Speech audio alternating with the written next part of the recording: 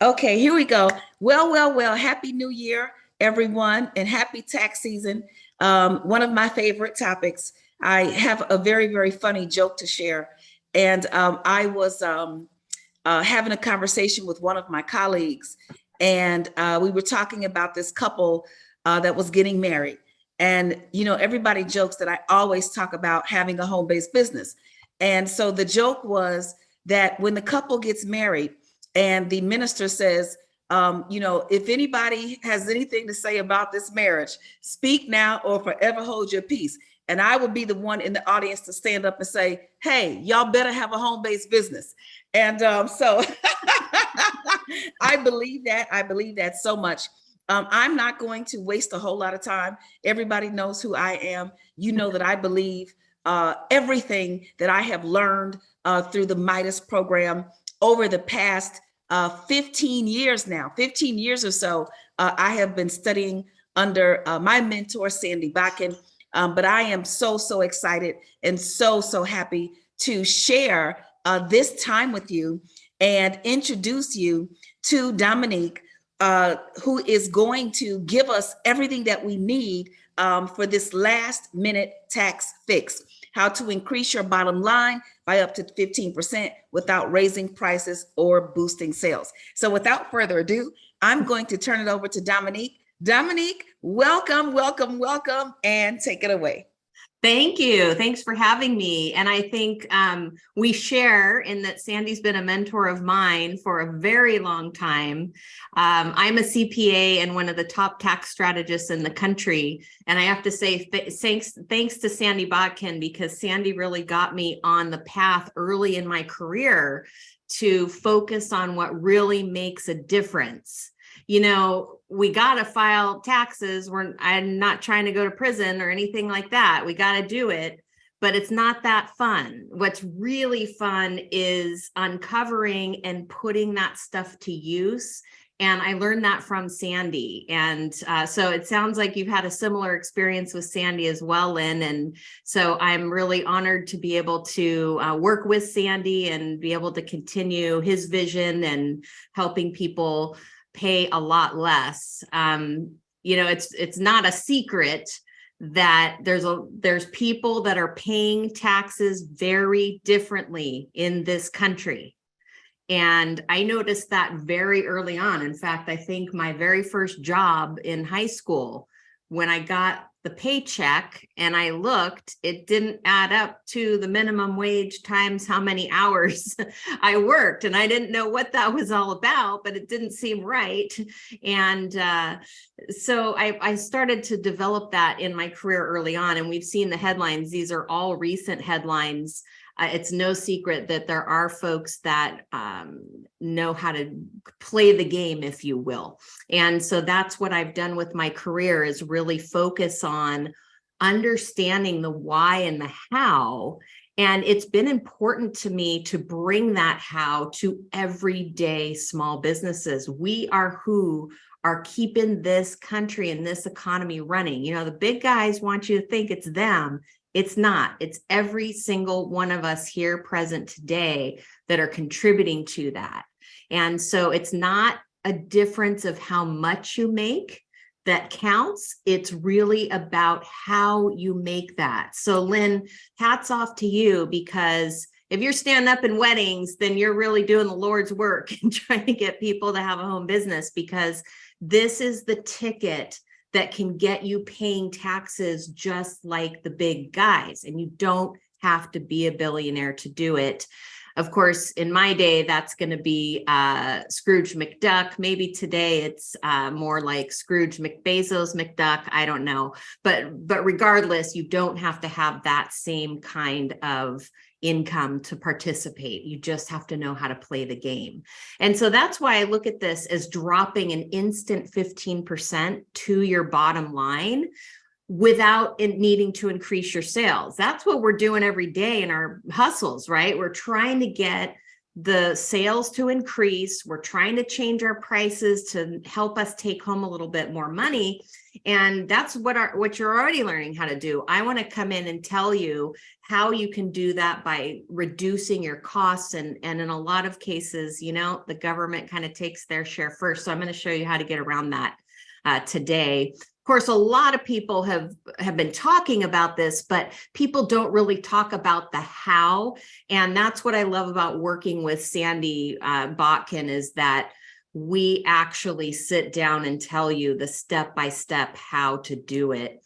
And again, even if it was to change your taxes by 5%, 6%, that's cash in your pocket straight to the bottom line. So when we look at what average business owners pay today, I said it's very different depending on which side of the game board you're on, right?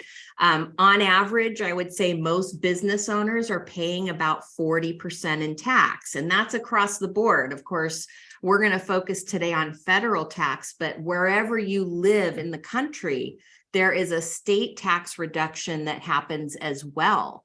And so this is the average, but how much are the big guys paying?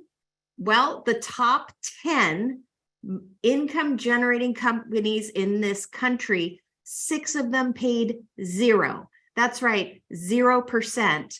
And so what I want you to know about that is that it's not illegal. They're flaunting it. It's all over the place. It's completely legal what they're doing. The reason they can do it and most people can't is because they can afford really good help. So when we look at some of these giant companies, they've got floors of tax attorneys that are working around the clock all year long to make sure they're taking advantage of every break. Now, don't worry.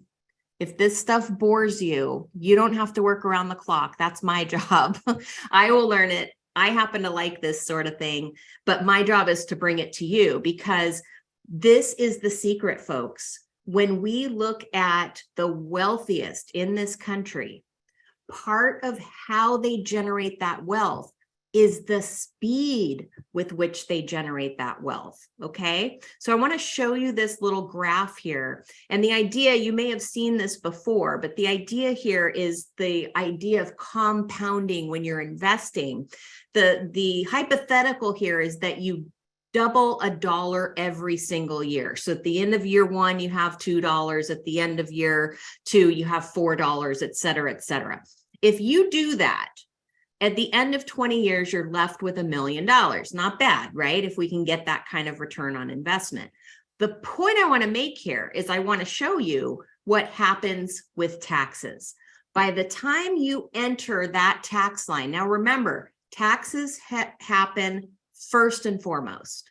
So before you even finish making that $2, the IRS is already there with their hand out. Look at the difference after 20 years of how much you have with that great return, right? Big, big difference. And so when we look at this, what that means is that every time you are able to reduce that tax rate, on the screen, I've got 35%. If you can reduce that even 10 points, going from 35 to 25%, it has a huge impact on your wealth.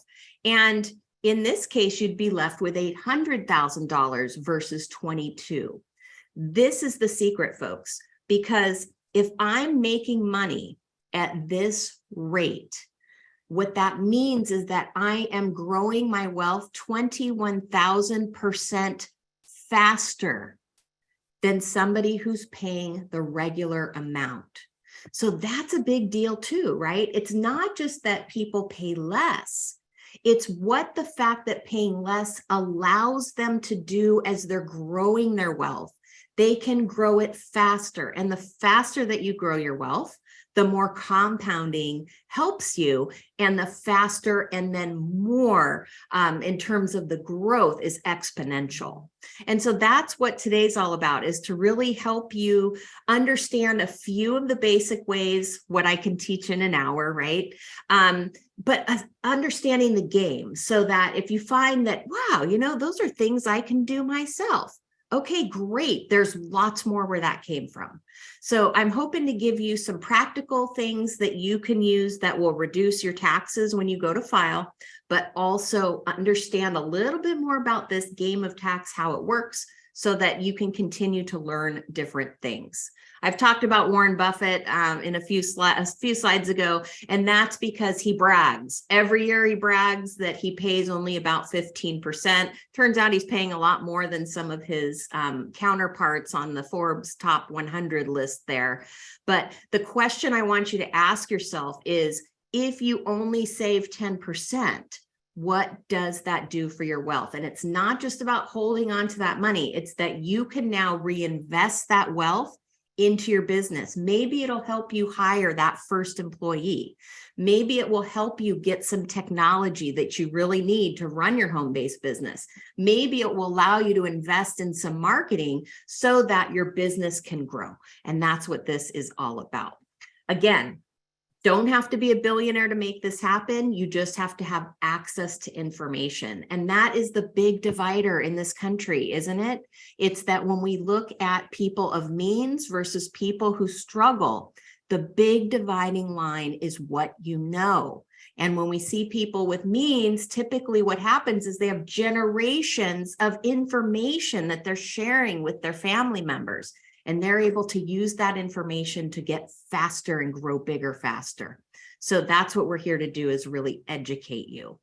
So that's why I'm bringing these strategies to you today. My goal is to help you understand it's not how much money you make that makes a difference, but it's how you earn it that matters. And so even if you are right now having a job and you're starting something on the side, that side hustle is your ticket.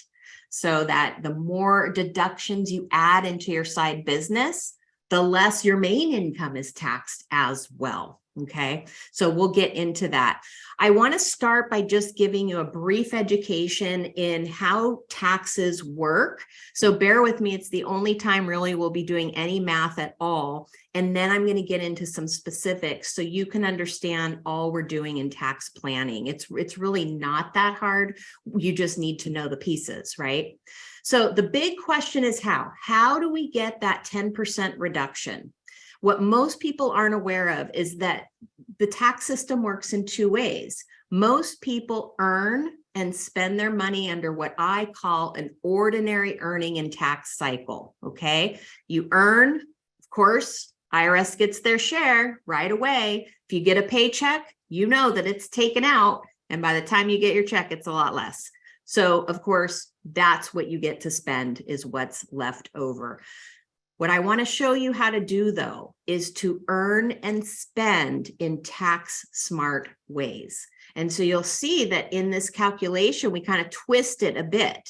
You earn, and that's what the business allows you to do. You earn, the business allows you to spend it and save it in tax smart ways so that what's left over is a lot less, and that's what you pay tax on.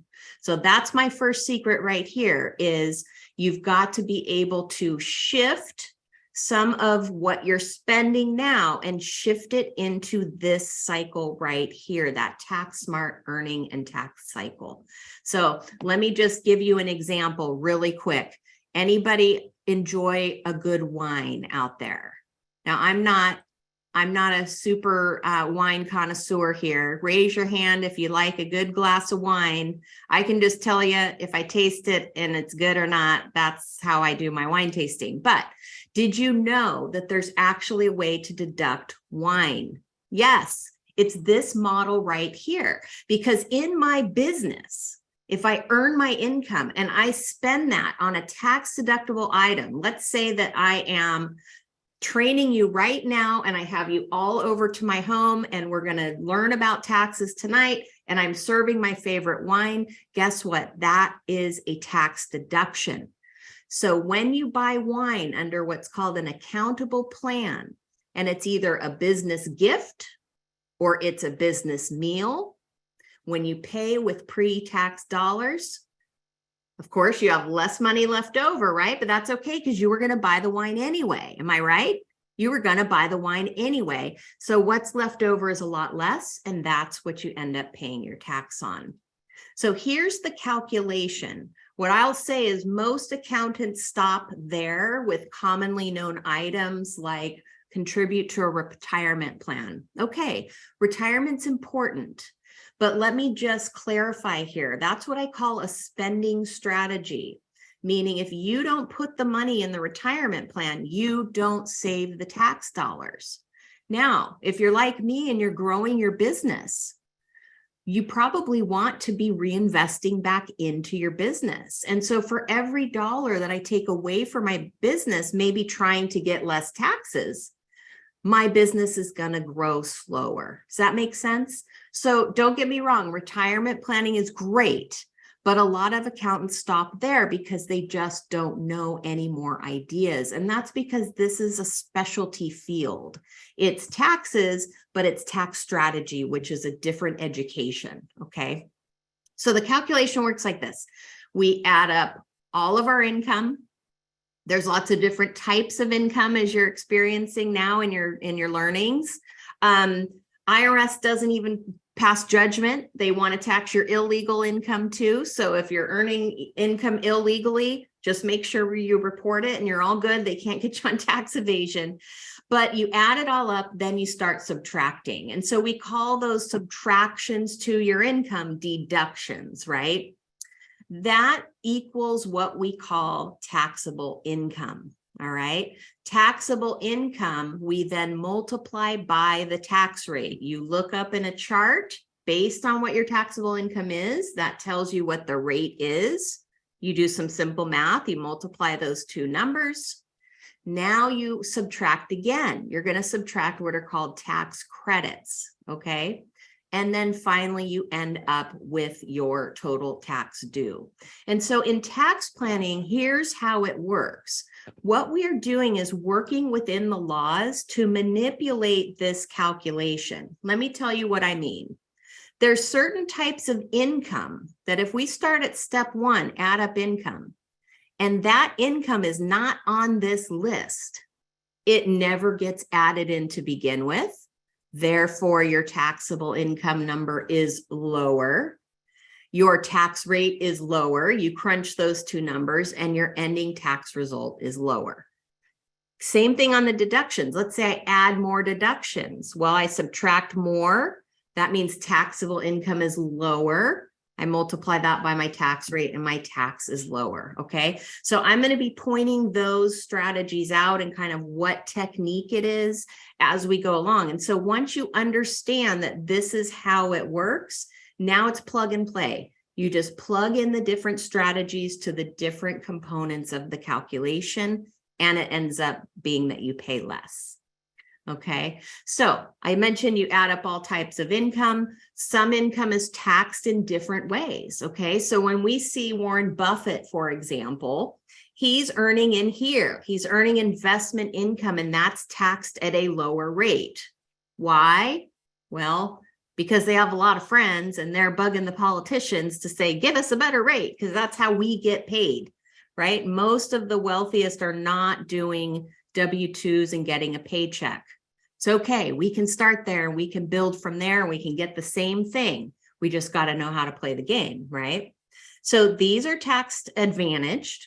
So again, if you earn more investment type income than what we call earned income, that's where you're out there laboring, trading your time for dollars and working for somebody. That's going to be an advantage for you as well. In addition, we have what's called passive income. This might be a little bit different than what you hear in social media, for example.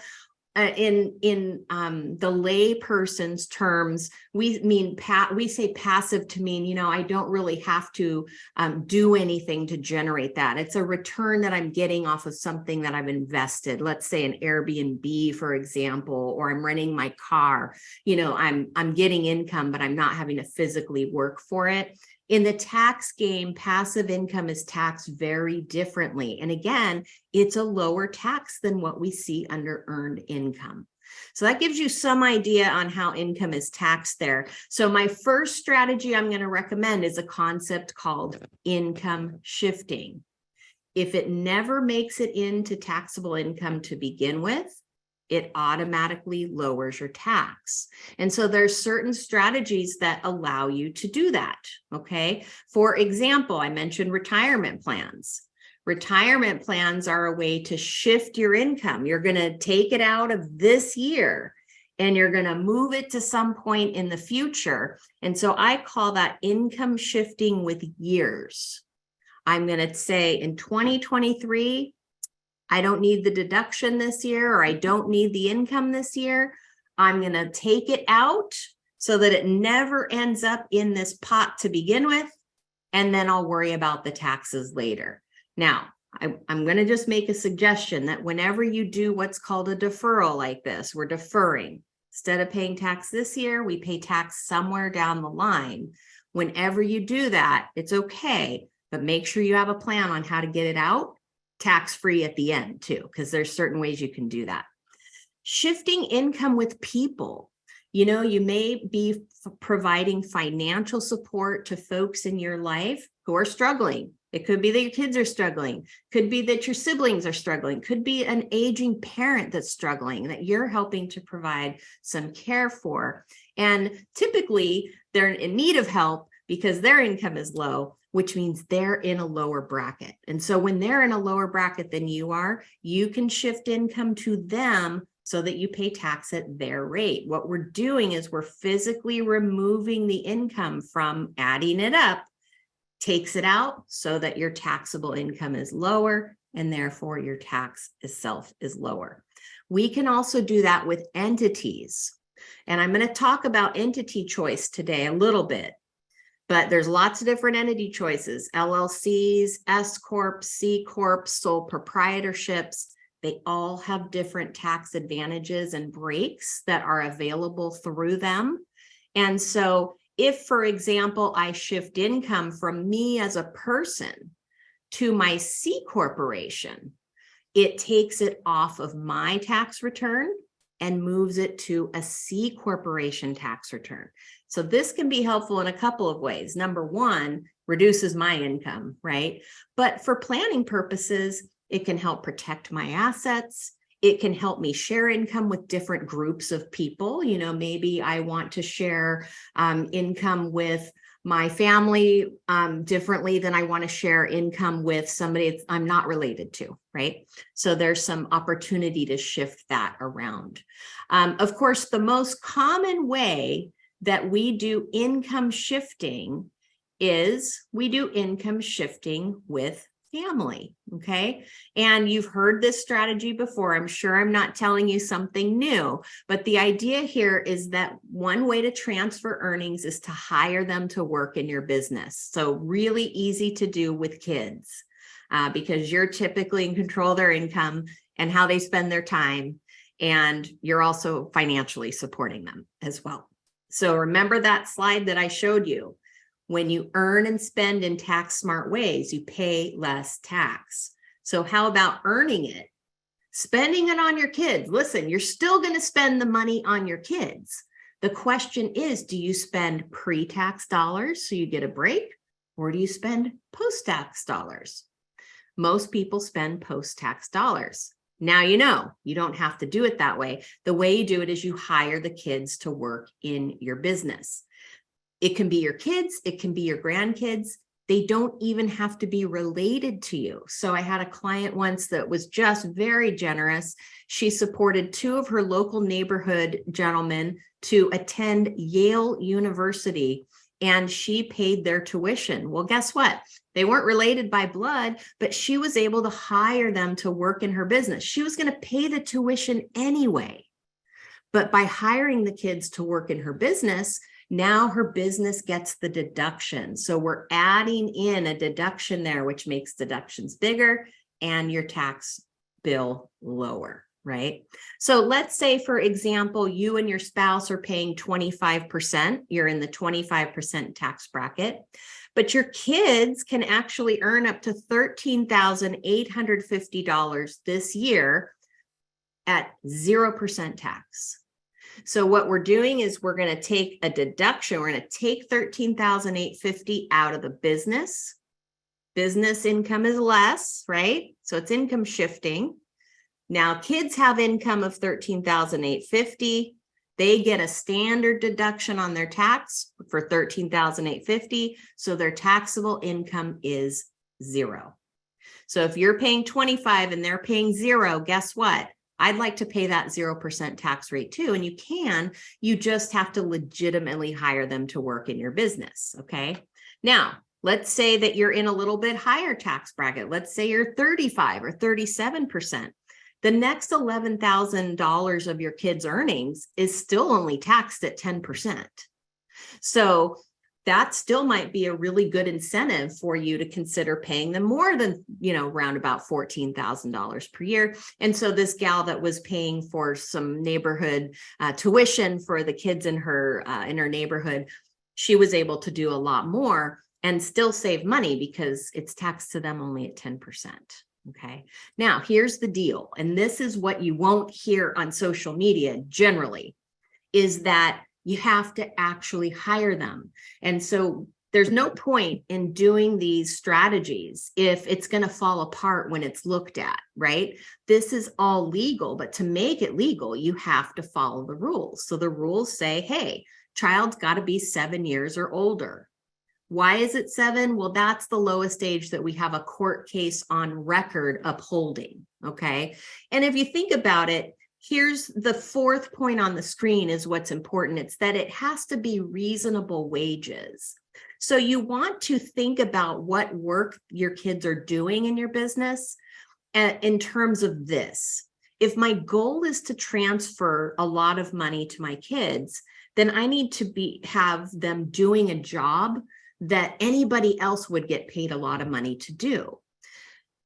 So be careful with what you're having them do. If I'm having them bus tables in my restaurant, well, what do other bussers receive? An income, right? Minimum wage. Maybe you won't be able to get up to that $14,000 mark with part-time hours that they can work around school. See what I'm saying?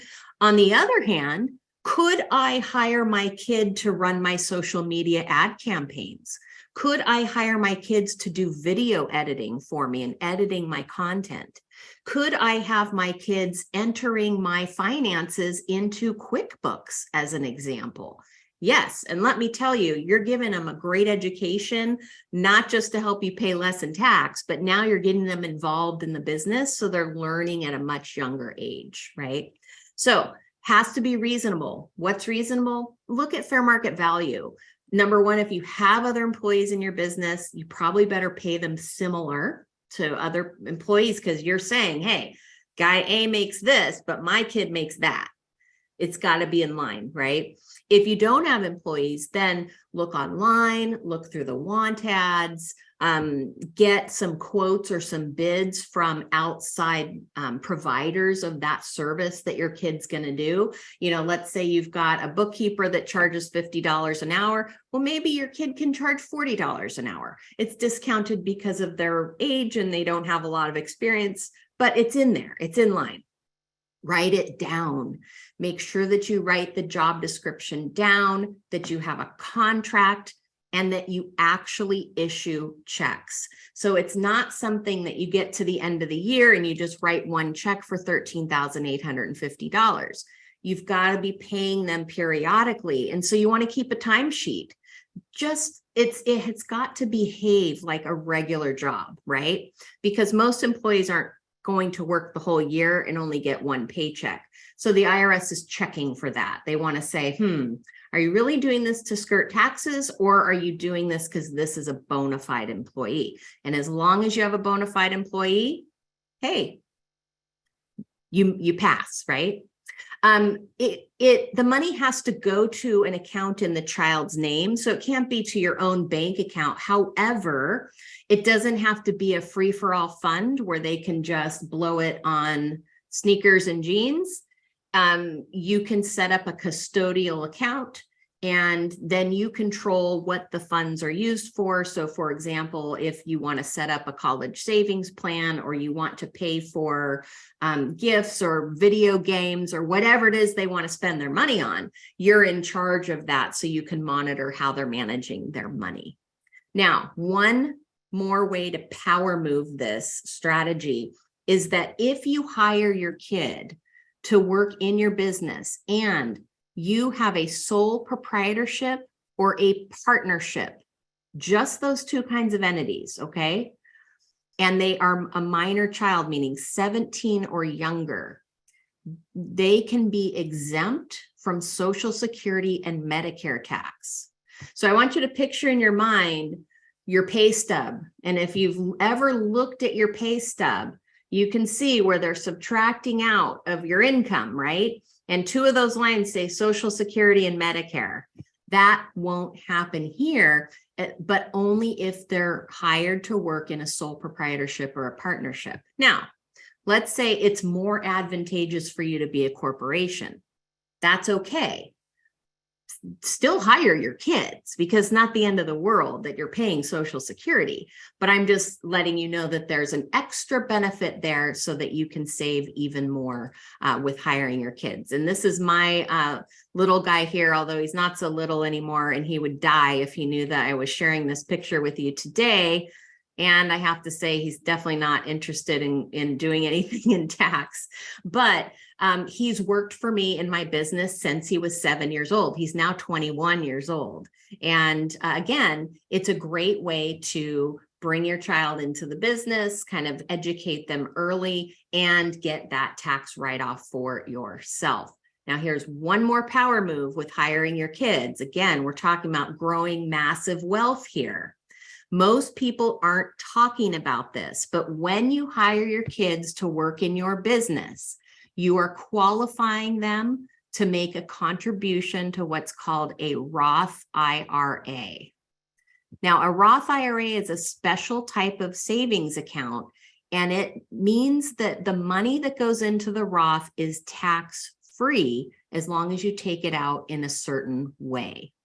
So I ran a little chart here, an analysis for my son between the ages of 12 and 17, that's 5 years, depositing $4,000 a year each of those 5 years. That's $20,000 total, for which my business got a deduction, okay? Help me pay less tax.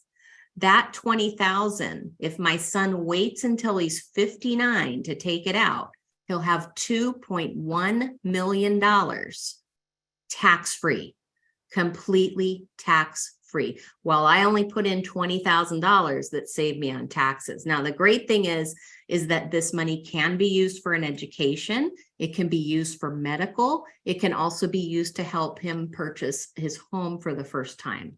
So in a way, I'm now bringing my kid up with this knowledge that I didn't have growing up, right? In how you generate wealth more quickly. Remember the chart I showed you at the beginning? It's all about these types of strategies that help you grow and never pay tax again on that income that you're making, okay? So really, really powerful strategy there. Let's talk about entity choice here for a moment, because I mentioned that the added benefit of having your kids be exempt from Social Security and Medicare requires that you have a sole proprietorship or a partnership. Now, let me just reiterate, it's not that it will only work with that. It's that the special added benefit of the Social Security and Medicare. So don't get me wrong, you can hire your kid no matter what kind of entity you have. But if you want the added savings of avoiding Social Security and Medicare, sole proprietorship and partnership is really where it's at, okay? So let's talk about entity choice and what goes into that decision. How do you know? Because you might hear this advice right now and go, boom, now I know I'm going to have a sole proprietorship. I'm going to have a partnership because I have a kid. I want to hire them. I want to save self-employment tax. Fantastic. But there's other things I want you to consider as well, because it would be awful if you chose that entity just because of the Social Security and Medicare. In the meantime, you gave up a much more valuable benefit. So the key here is you have to compare. You want to actually be able to compare with your own numbers so that you can see which entity type is going to get you the lowest tax bill. Okay. Now we don't have time to go through all the entities today, but I want to walk you through one popular choice just so you get an idea of how powerful this can be for you. This is an LLC, very popular choice, by the way. In fact, a lot of attorneys are really emphasizing the LLC. But what I want to explain to you is that when you talk with an attorney, they are advising you from a legal opinion. They want to protect your assets, and I want to protect your assets as well. But my point is that the attorney isn't necessarily familiar with the tax benefits that come along or tax disadvantages. And in this case, one of the biggest disadvantages of an LLC is that there's an extra tax. Okay, so I like to describe this as your business kind of being like an ATM machine. So let's say that this ATM machine on the left is your LLC. And by the way, same thing for sole proprietor or partner. Okay, when you earn income in a business that's sole proprietor, LLC, or partnership, it only pays out one type of cash. One type of cash, okay? Now, of course, you're going to pay income tax on that. But in LLCs, sole proprietorships, and partnerships, you're also going to pay up to an additional 15.3% tax in what's called self-employment tax, okay? So that can be pretty painful. And I have to tell you, this can happen whether you're making $2,000 a year or you're making $2 billion a year. I see this mistake all across the board, okay? Here's the difference. And this is in any kind of corporation, C or S corporation. If we picture the corporation being like an ATM machine, the ATM pays out two types of cash. One is what we call reasonable wages. I just talked about reasonable wages, right? With your hiring your kid, you have to pay a reasonable wage. Same thing in a corp. You have to pay yourself a reasonable wage for the work that you're doing to run the actual business. And that is going to be subject to the same 15.3%. However, and here's the major difference, when you own a corporation, you not only get paid as an employee for working in that company, but you also get paid as an investor in that company. And so for all of your investment earnings that are paid out of that corporation, you avoid 15.3% on that money that you take out. Okay, so really big difference in tax. I want to just walk you through some numbers here so that you can see the really big difference, because you're going to avoid the Social Security and Medicare. So let me give you an example here for an on-call hygienist. All right, LLC shown on the right. And again, we could say LLC, sole proprietor, or partnership as well. All works the same. Hygienist is making $80,000 as a freelancer, right? As an independent contractor. They receive that money in their LLC. They're going to pay $11,304 in that self-employment tax. What they're left over with is just under $69,000. Now let's compare that to an S corp in this case. Let's say the reasonable wage for that hygienist in that area is $40,000. That person's going to take $40,000 out from their S corp ATM. They're going to then also take $40,000 out as an investor in their own corporation, and therefore they're only going to pay that Social Security and Medicare on one side of the $40,000. So they're netting a lot more. This saves that person $5,000 per year. So imagine just doing that for 5 years. That's $25,000. Now, again, this strategy works no matter what income level you're at. So let's just say there's more numbers. Let's say now you have a cosmetic dentist that makes more money. $1 million of income run through that LLC. They're going to pay almost $51,000. Folks, this is just self-employment tax. I'm not even talking about income tax here, okay? Instead, if they did it through an S Corp with a reasonable wage of $250, it saves $30,000 per year, every single year. And what's the difference? The difference is what entity they are.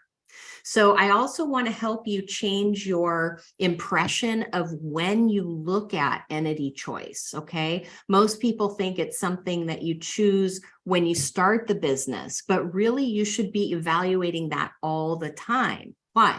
Because your business is constantly changing and the tax laws are constantly changing. So a few years ago, we had a major tax law change that came. You probably heard about it. It was called tax reform.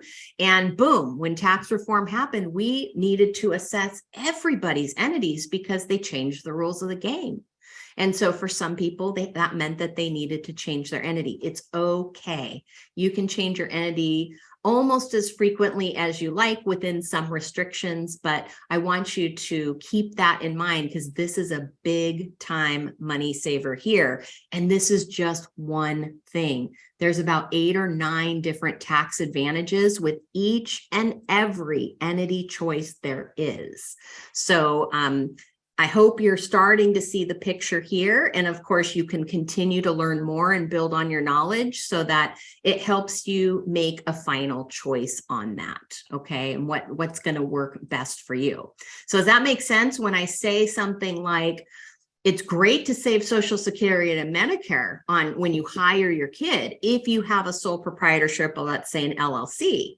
But can you see if you were doing that and it cost you $30,000 a year, why that might not be a smart move? And so you want to try to balance out and weigh out all of those different options that you have.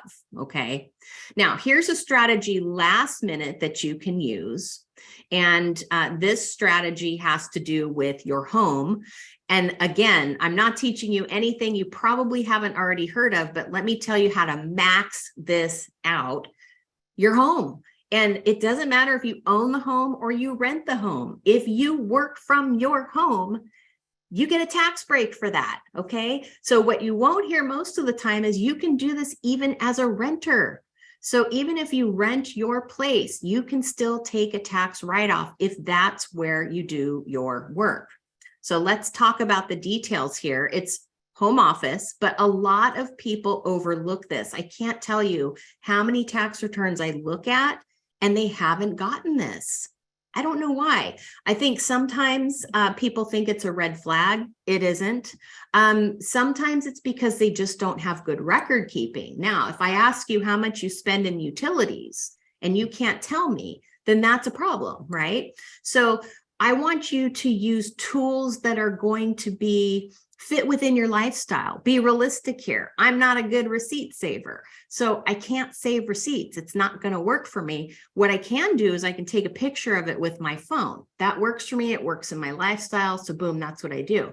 The other thing is credit card statements can be really helpful. If I can go through my credit card statement and see every time I paid utilities during the year, I add them up and boom, now I know how much I spend. So be resourceful with that and make it fit into your lifestyle because it adds up big time, okay?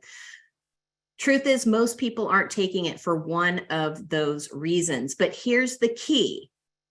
Just because you have a home office does not mean that you can suddenly write off everything related to your house, but it is a good way to get a deduction for some of those costs. And let me tell you, there isn't really a deduction for deducting my personal utility bills. But if I have a home office, there is. So let me tell you a power move with this. How do you really max this out? Here's how this works. We have to do what's called a business use percentage of your home. And most people will do it this way, like I have on the screen. You take the office itself. That could be a room in your house. It can be a space. Here's the key. It has to be used exclusively for business. So if you're sitting at your home kitchen table and running your business from the home kitchen table, you need to cut it off from the rest of the house so that you wouldn't eat your personal meals there. You don't have friends and family over and sit there. Does that make sense? Now, if you can't do that at your kitchen table, ask yourself, is there another location in your house where you could make that possible? You can use a room divider, for example, to separate that room off. And now you have exclusive use for your home office. That's what's required. So you're going to add up that space, right? And this is what most people will do. So let's say I made the numbers really easy for me so that the math is easy. But let's say it's 120 square feet. You live in a 1,200 square foot house. You divide those two numbers. And as you see on the screen here, you get 10%. That means that 10% of everything it costs you for your home, you get to write off on your taxes under home office expense. Okay. So not bad. Insurance, HOA dues, for example, house cleaning, utilities, anything related to the cost of your home. Now, here's the rub. If you're not a homeowner, who cares? Don't you pay rent? Well, rent is a cost of having your home. So guess what? You get to write 10% off of your rent. Here's how you max that out and go even more. And see if you can follow my train of thought here. The higher we make the number in the numerator, 120, then the higher the percentage is going to be. And the lower we make the denominator, the higher the percentage is going to be. Well, guess what? You can. The tax law lets you do that. So let's talk about how you do that. You don't have to calculate business use percentage just that way. There are other methods that are acceptable. You can divide by the number of rooms. So let's say that in your house, your rooms are roughly the same size. You've got 7 rooms total, and one of those rooms is for your home office. Boom, 1 divided by 7 is 14%. So now instead of writing off only 10, you're writing off 14% of all the costs of your house, okay? Third way that you can do this, you can eliminate common areas. What's a common area? Stairwells, hallways, that sort of thing. And so you go back to this, let's add up the total square footage. Our office is still 120 square feet in this example, but when we take out the common areas, it makes our denominator only 1,000 instead of 1,200. And so we get a 12% rate. Here's my advice to you. Calculate it all 3 ways. And guess what? Take the one that's going to give you the most write-off. Most people aren't doing that. They just strictly take whatever the business use percentage comes out to. We also have this new strategy, fairly new in the last handful of years, called the safe harbor. You can simply deduct $5 per square foot. Okay. That's okay. That's nice. It does kind of get you out of the requirement of saving your records. So I guess that's a cool thing. But it could be costing you because one of these other methods might give you a much bigger write-off. And remember, every time we increase our deductions, our tax comes out lower. Okay. Now, here's the deal. If you can make this home office your primary place of business, it's going to open up 2 major loopholes for you. So let's talk about what primary place of business means. It doesn't mean that you have no other location for work. So let's say you're a real estate agent and you have an office that you can go into and use if you want. That's okay. Your home office can still be your primary place of business. Let's say you're out driving most of the day. That's okay. Your home can be your primary place of business as long as you do 2 things. Number 1, you want to make sure that you do the majority of your administrative work from the home office. Okay. So making calls, doing your record keeping, things like that. And then you also want to make sure that you're doing the majority of your marketing duties from this home office as well. When you do that, now your home's your primary. Once your home's your primary, now you can deduct the cost of driving and leaving your primary home. And as long as you're going anywhere for business, it's all tax deductible. So it makes your auto deductions much bigger as well. Okay. And so I call that the barefoot commuter expense, right? Because you're just walking from one bedroom to another. And so now you really don't have any driving commuting. Driving commuting miles is not deductible, folks. The IRS considers that personal and it's non-deductible. However, if you're leaving from your primary place of business, even if I'm going to my secondary office or the coffee shop or wherever it is, as long as it's business related, now I get to write that off as well. So it'll boost your mileage deduction. Second big loophole here that I want to share with you, and that is this. Anybody have a home swimming pool? Maybe you bought the home with a pool. Maybe you rent the home with the pool. Maybe you had a pool put in. This can be a tax deductible expense. It's called an on-premises employee athletic facility.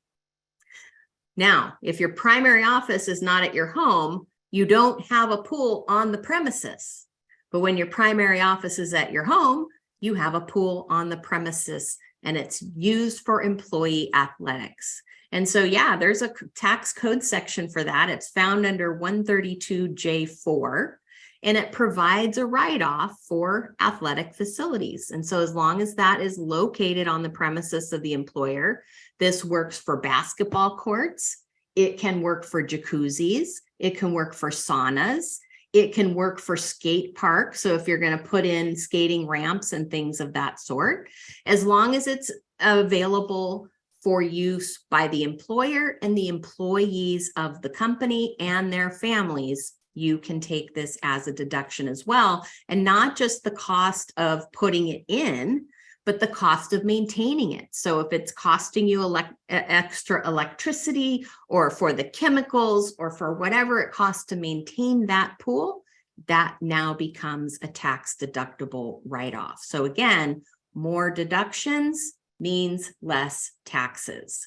One last thing before we move on from home office, and that's this idea of coming back to the wine, okay? You've probably heard of this strategy. It's very popular on TikTok right now, but we call this the Augusta rule. What I want to help you understand are the legal ways to actually implement this step by step.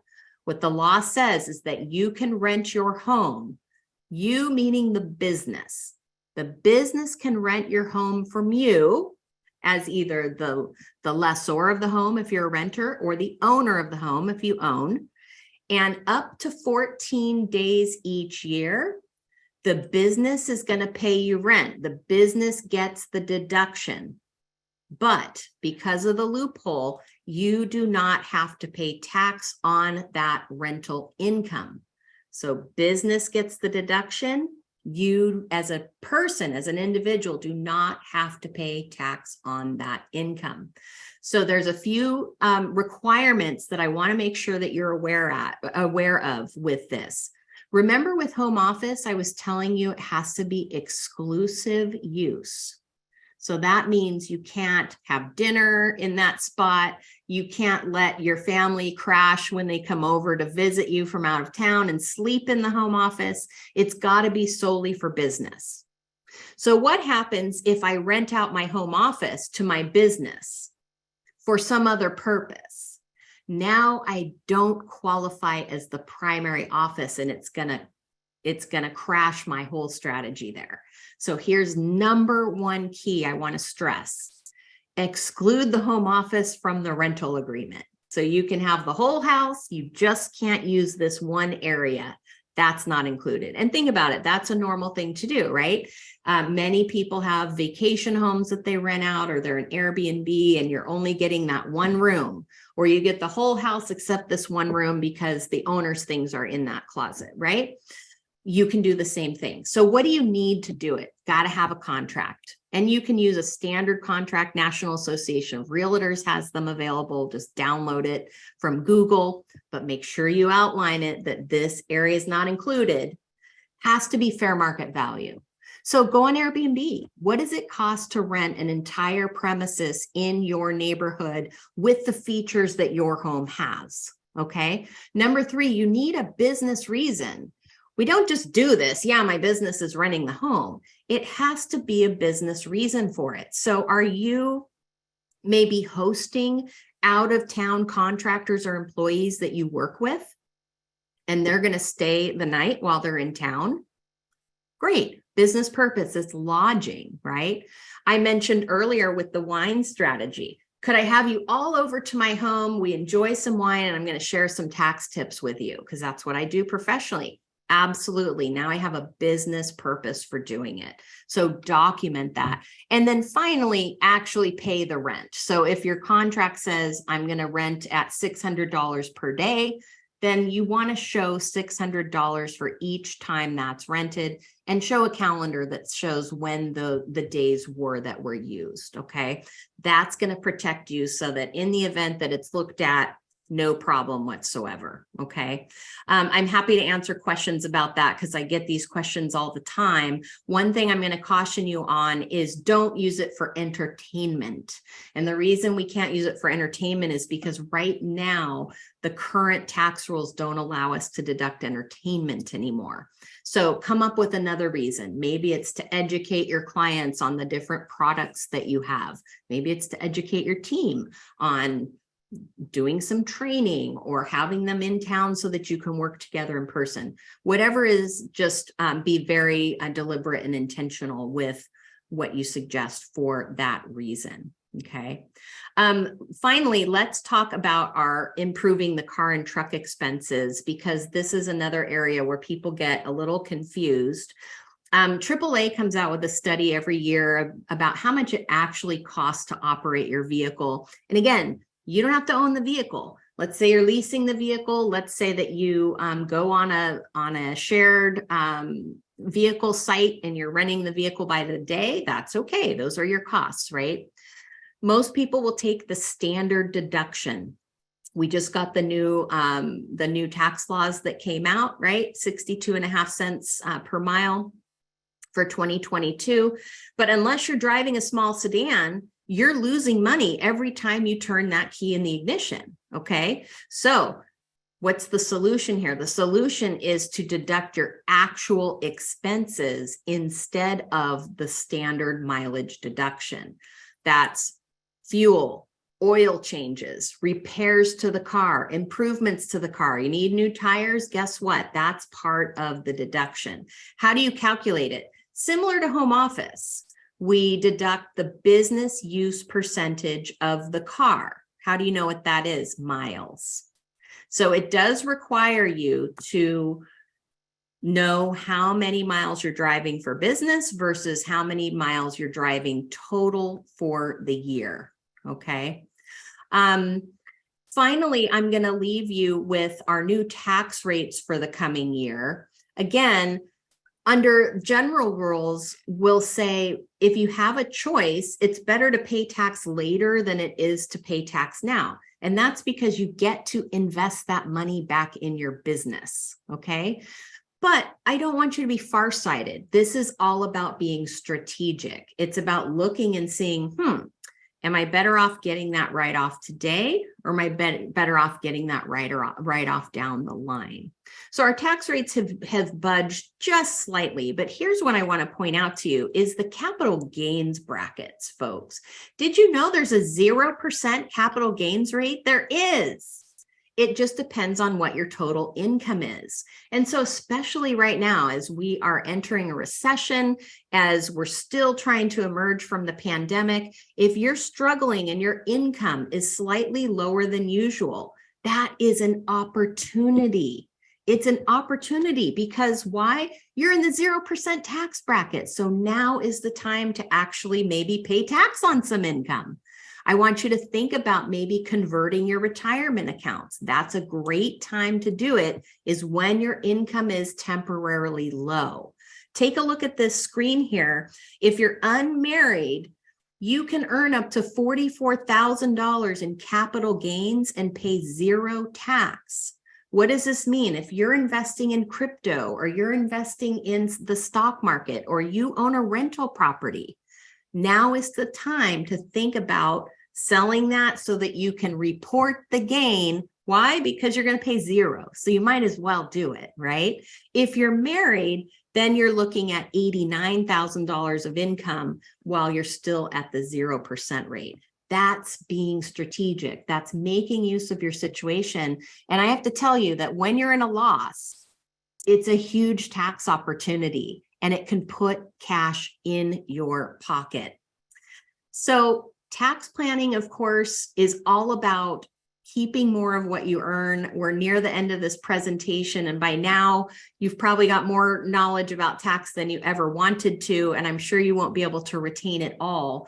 But my point here today is not to end here with you. It is to hopefully expose you to the truth, and expose you to the truth that there's a way for you to pay a lot less, and you don't have to be a billionaire to do it. Okay, so it's not I don't have anywhere near the time to turn you into a financial expert, but I want you to just know that there is a game to be played out there. And I told you at the beginning of this presentation how many business owners overpay their tax. Forbes recently did an estimate, 93%, meaning 9 out of 10 of you here today and watching this webinar have probably overpaid, even if you have a great accountant. Okay, that's not my hope for you. My hope for you is that you can pay a lot less. We have something interesting I like to share, and that is that there's been a research done, and they took the same exact tax situation to 50 different accountants, and they got back 50 different answers. And some of the tax was different by $10,000 a year. That's crazy, right?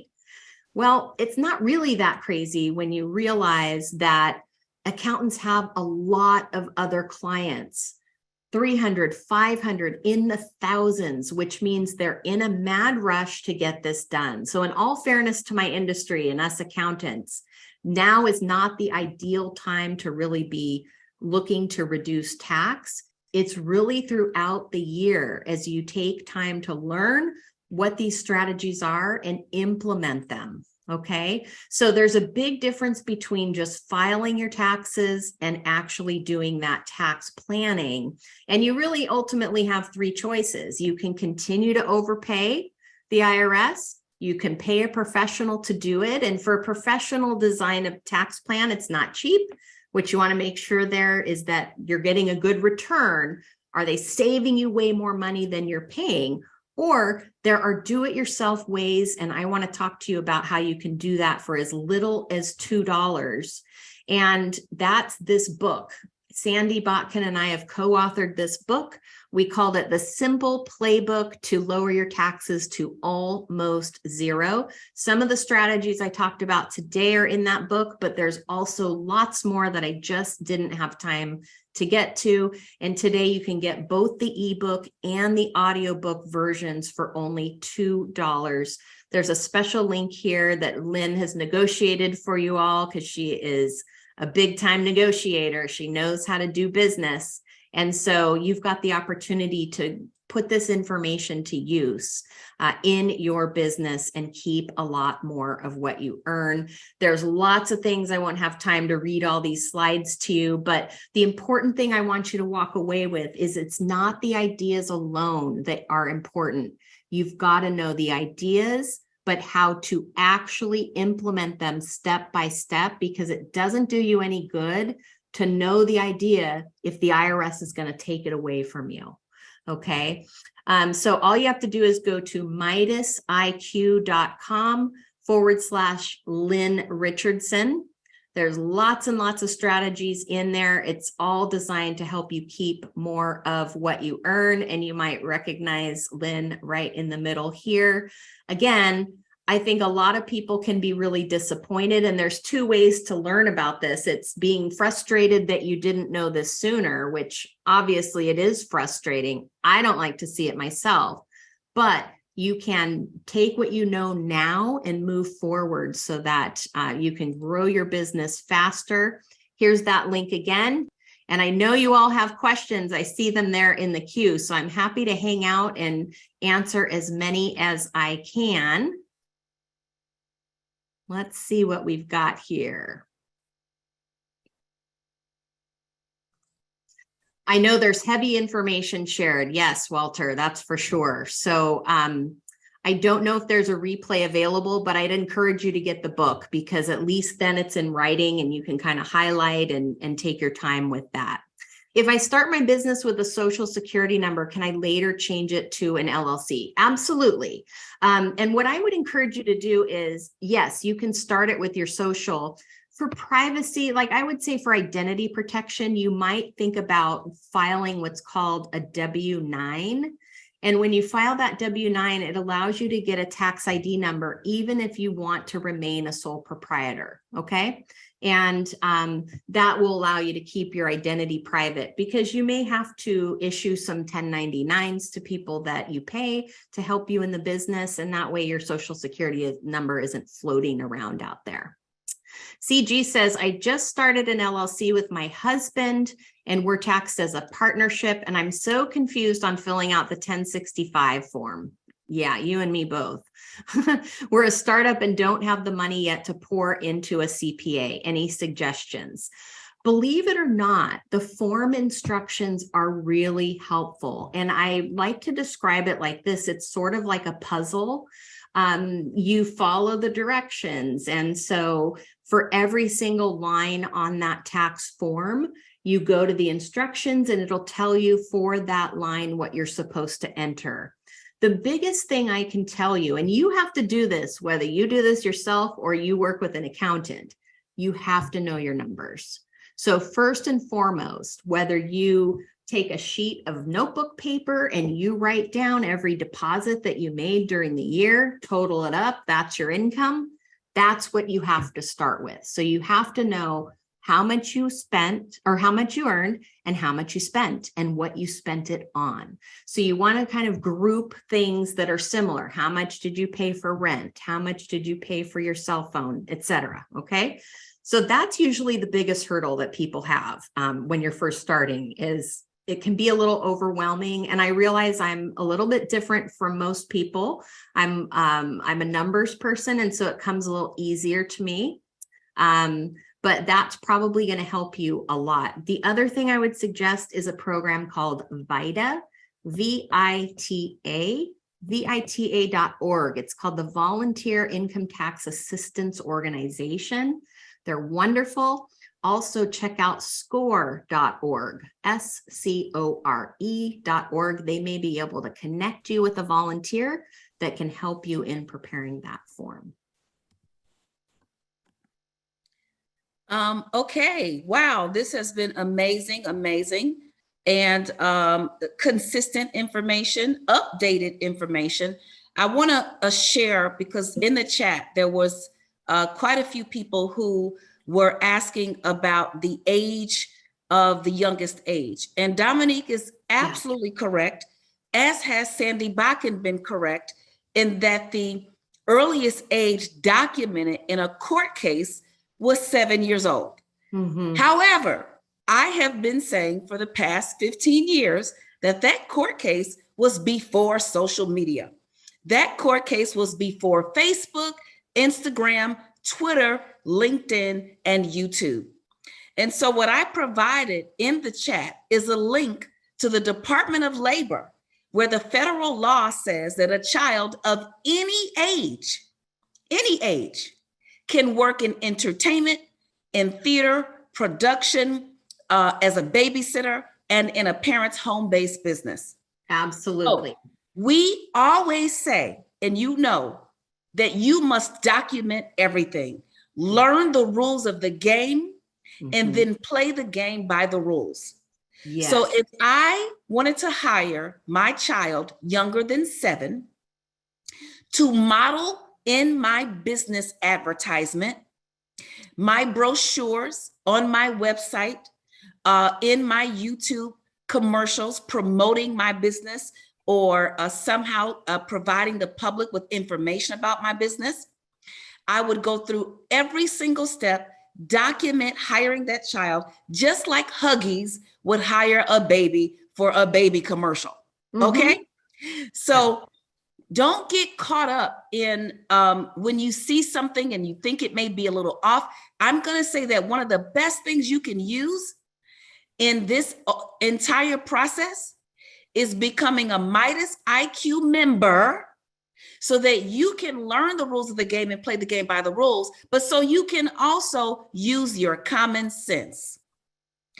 What I also shared with you, shared in the link, is IRS publication 15.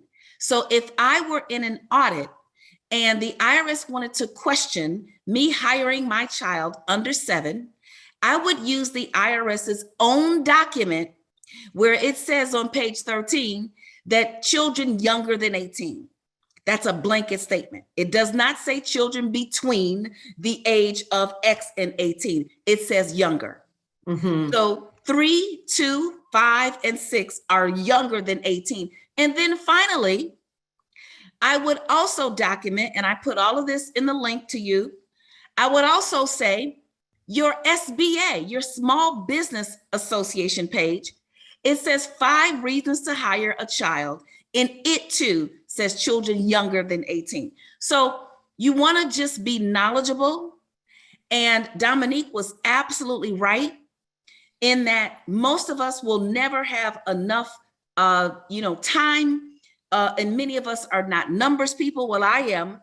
But even though I have a degree in economics, finance, and I was a math major, it wasn't until I started to learn from MidasIQ, one step at a time, one rule at a time, and being a part of this community. So I think that that's essential, that you get the playbook. I think it's essential that you become your best advocate. Dominique said you must know your own numbers. You cannot go to your accountant expecting your accountant to try to figure out if you ate a meal on Tuesday, September 2nd of 2022, and if that meal was tax deductible. You should know that. Right? Yeah. But it's intimidating. It can be intimidating, right? So yeah. I love what you said, Lynn, is you just start with where you are now and you add one thing at a time. So if you're feeling overwhelmed right now, I would expect you to be overwhelmed, okay? That's okay. That's normal. So if you can just take one thing away today and start there, and you will continue to implement. Now, I know we are all impatient and we want that money right now. So you can work ahead, but just be patient with yourself. If you're hearing this stuff for the first time, it can be overwhelming. Just one step at a time. Yeah, absolutely. And I have been learning for over 15 years, and I still watch the same webinars again and again. Let me tell you why.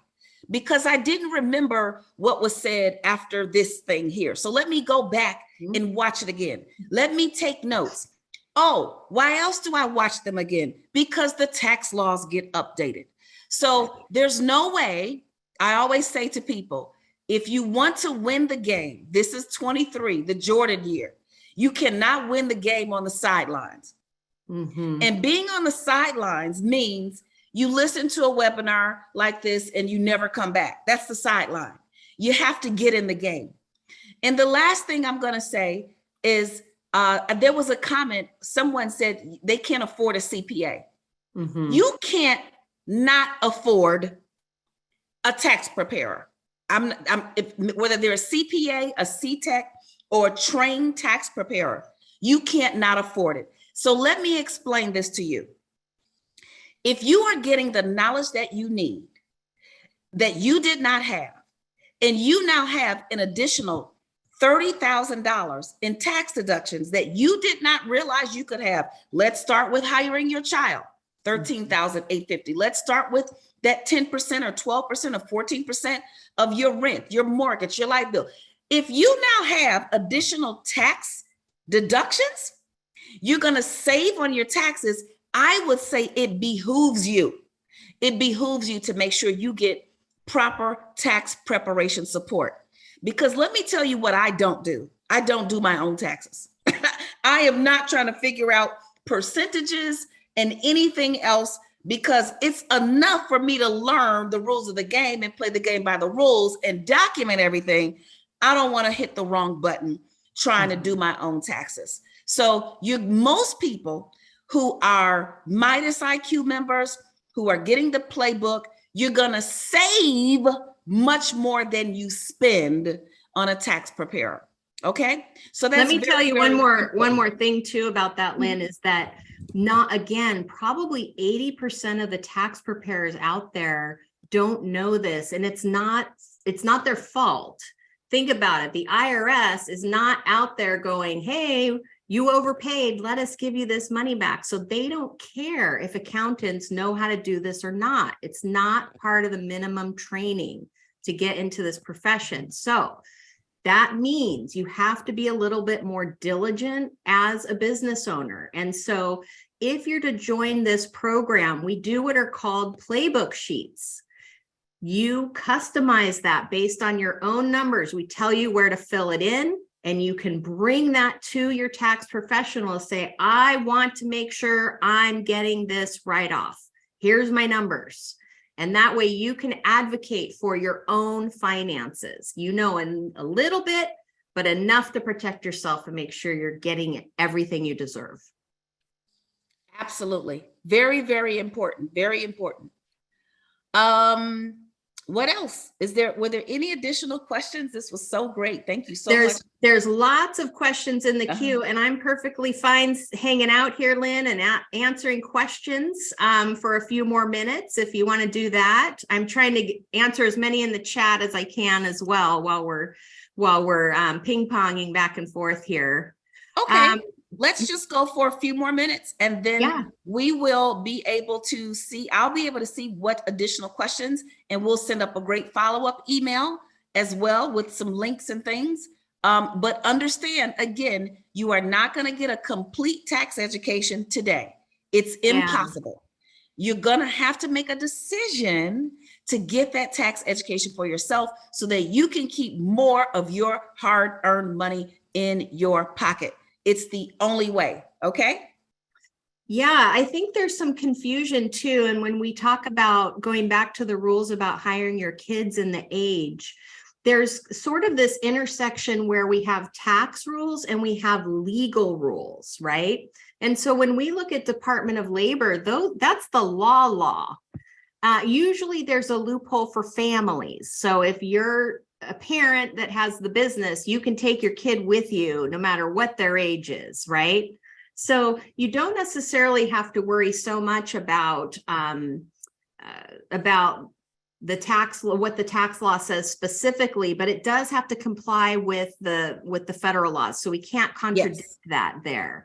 The other thing is, to your point, Lynn, really what we're doing, if you think about this, it's sort of like those CSI shows on TV where they're building a case, right? They're making sure they have evidence to bring in and prove what they say is true.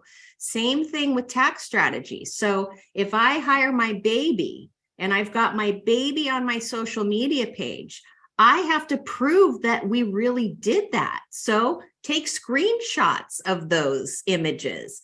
Show where you're getting engagement, where the fact that you're having a baby on there actually helps your business, right? It's all about the presentation that you can argue with the tax officials, and that's what helps you lock it in. The other thing I think there's confusion on is when I say certain amounts. So for example, in hiring your kids, up to almost $14,000 is taxed at zero. You don't have to pay them $14,000. You can pay them $2,000. It's probably $2,000 more than you're doing right now, right? So start with where you are. Now, for the person who says my business isn't making enough to reach $13,850, here's where the beauty comes in, especially if you have a job or you have other income. Once your business reaches zero, now every deduction you put in makes it negative. Well, guess what? That negative reduces your taxable income on other income you have. So if you're a retiree and you're living off of Social Security and your 401k, it will bring the taxes down there. If you have a W-2 and you get a paycheck, it will lower your taxes there. So you don't have to stop at zero. So if your business doesn't make that much, you can still pay it, take it as a deduction. What you're really worried about is just making sure that it's legal in terms of they really are doing the job. It's a reasonable rate that you're paying them and that you actually pay them. Those are the more important aspects of it. Okay. What is the square footage required when residing in an apartment? So there's no requirement at all. It just simply talks about the space you use. So you could be in a studio apartment and still take this deduction. You're paying rent, aren't you? You're probably paying utilities. You have costs there. It's all about your ability to designate an area that is off limits to anything but your business. And so if you're in a studio and you say, well, I only use this one corner of my space for my business, your argument goes a little further. Put up like a room divider or something, or put a throw rug down and you say, this space where the throw rug is my business only. And you add that square footage and that becomes what you use for your business use percentage. When hiring my kids for my home-based business, what types of documents do you want to keep records of? Time cards. So you've got to be able to prove they did work and what they did. So personal experience hiring my kid, we have a folder. When he starts his work, he takes the folder out, he signs in, I'm starting, it's this date, here's the time, and here's what I'm doing today. And then he signs out. You are going to issue payroll. So one of the questions earlier is, do I issue them a 1099 and they pay their own taxes? No, they are an employee. So you are going to give them a W-2. The form is free. You can go online, go to irs.gov, just type in W-2 and there it is. And you can just fill it. You can even handwrite it in if you want to. Okay. But that's the type of documents that I mean for you to keep. You want to save that again. It's like CSI. That's your evidence that you actually did this. I deliver groceries and Uber Eats. Love that. That is a side business. Absolutely. How can I file my tax this year?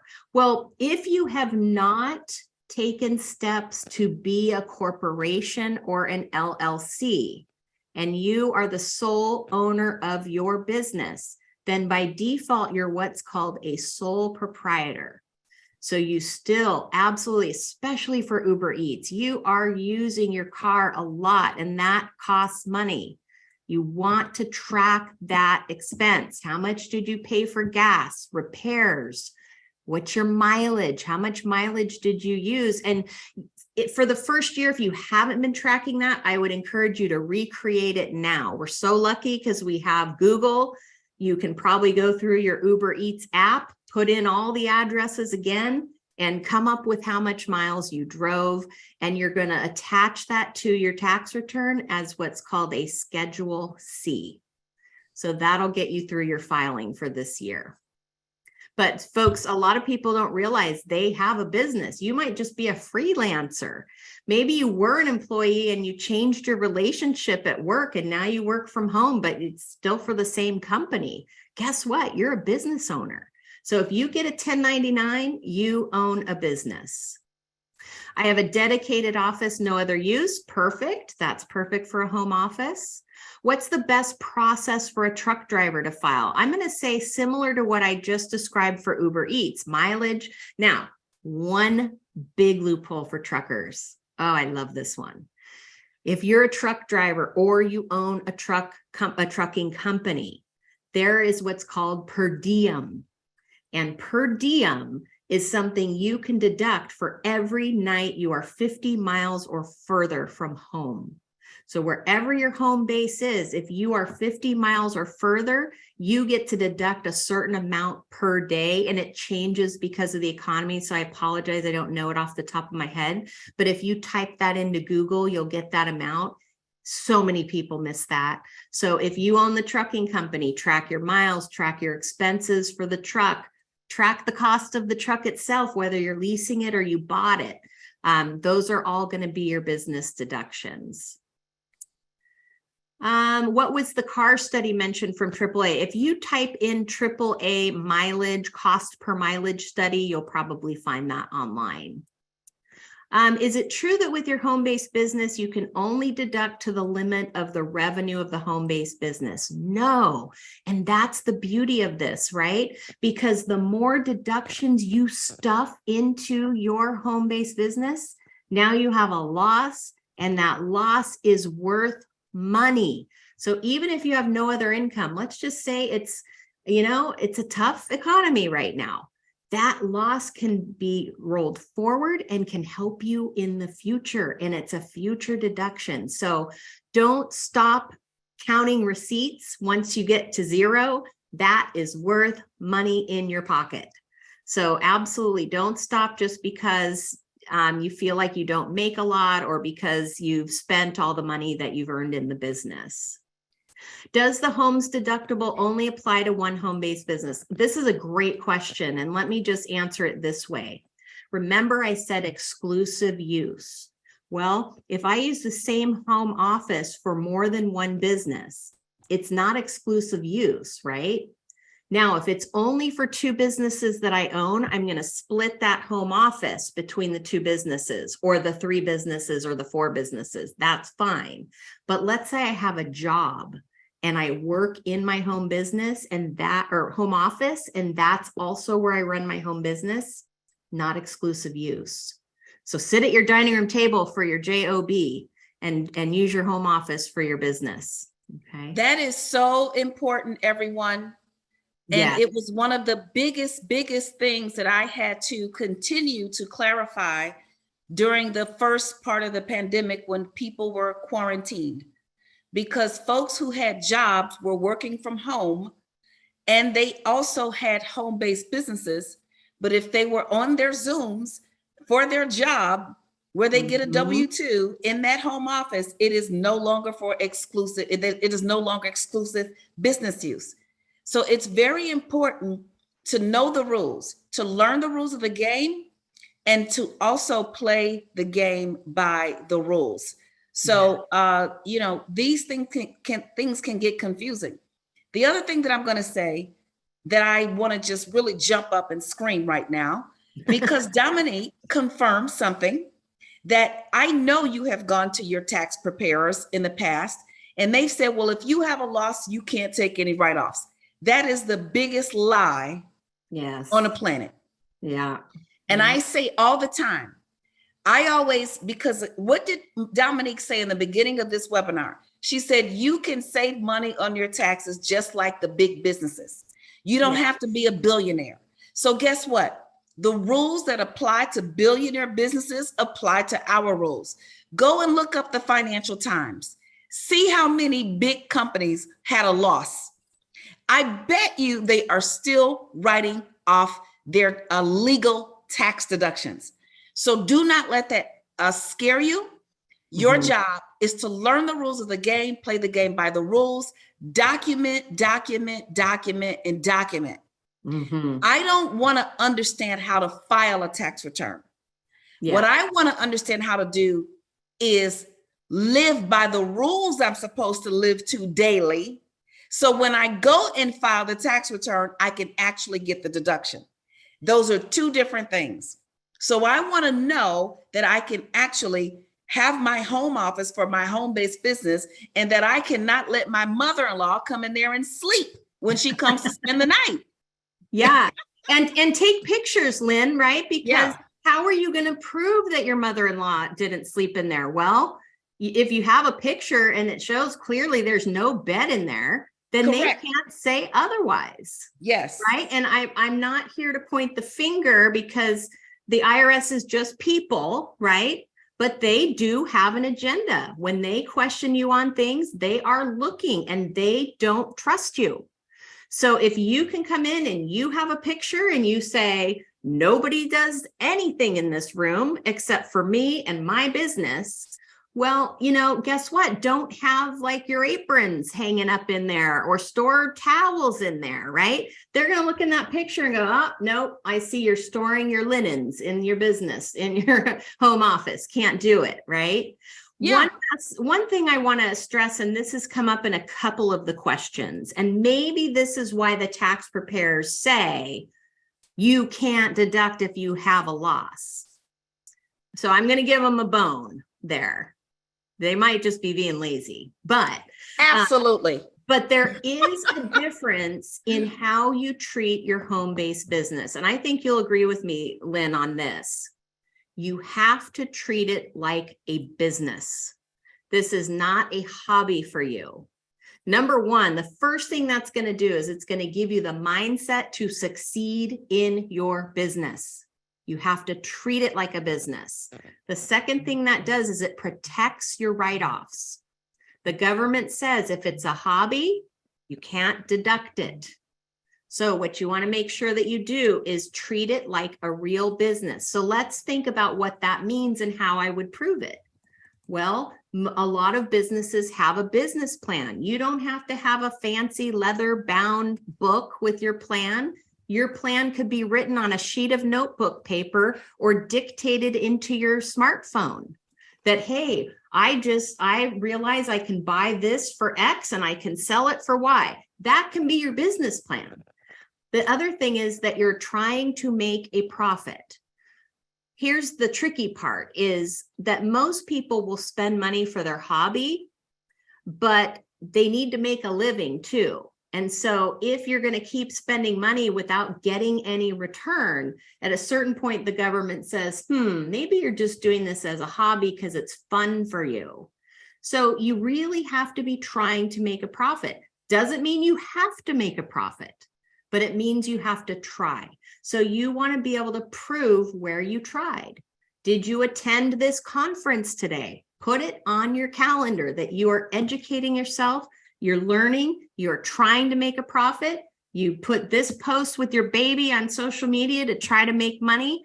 Take a copy of that, and that's your proof. But absolutely, you can go below zero, and that's where the magic happens.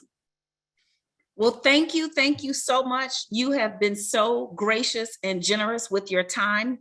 We went over a bit so that some of these questions could get answered. And so I'm very grateful for that. I know everyone else here is grateful as well. Learn to run your life like a business. Yeah. Run your business like a business with the intent to make a profit. Yeah. Document every single thing you can and learn as much as you can. So thank you all so much for this time. And we will follow up, and we hope that you go and get that playbook. Thank you all so much. Thanks, everyone.